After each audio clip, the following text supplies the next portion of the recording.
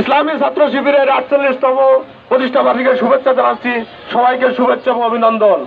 প্রিয় উপস্থিতি, আপনারা জানেন ১৯৭৭ সালে ইসলামী ছাত্র শিবির প্রতিষ্ঠার পর থেকে এই জমিনে আল্লাহর জমিন আল্লাহর দ্বীন প্রতিষ্ঠার কাজ করে যাচ্ছে। প্রিয় উপস্থিতি, আপনারা জানেন এই কাজ করতে যে ১৯৭৭ সাল থেকে শুরু করে শহীদ আব্দুল মালেক ভাই থেকে শুরু করে তারা আমাদের অসংখ্য ভাইকে হত্যা করেছে। তারা আদর্শকে মোকাবেলা করতে না পারে তারা আমাদের হত্যার দিকে ঠেলে দিয়েছে। প্রিয় ভাইরা, সেই ধারাবাহিকতায় ঝিনাইদহ শহরের সাবেক সভাপতি ইবনুল ইসলাম পারভেজ, শহীদ আনিসুর রহমান, শহীদ সাইফুল ইসলাম মামুন সহ শহীদ আল মাহমুদ সহ তারা অনেক ভাইকে হত্যা করেছে। প্রিয় ভাইরা, তারা হত্যা করে মনে করেছিল ইসলামী ছাত্র শিবিরকে মুছে ফেলে দেবে, তারা পারেনি।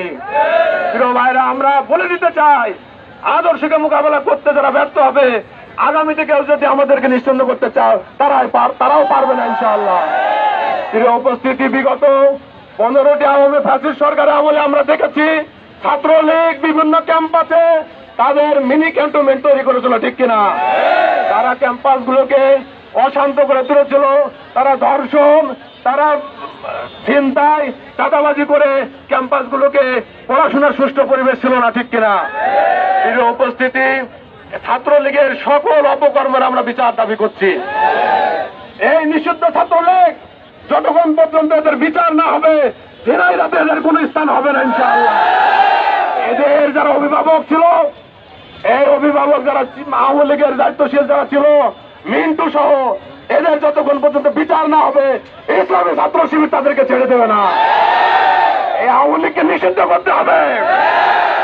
তারা জুলাই আন্দোলনের ছাত্রদেরকে নির্বিচারে গুলি করে হত্যা করেছে।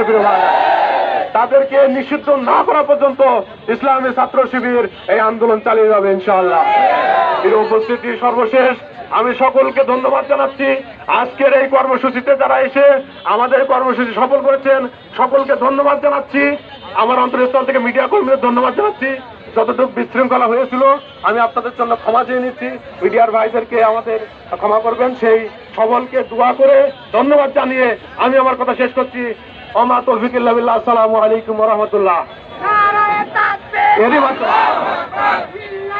এর মাধ্যমে আমাদের প্রোগ্রাম শেষ ঘোষণা করা হলো। যাদের হাতে পতাকা আছে পতাকাগুলো জমা দিয়ে যাবেন সবাই।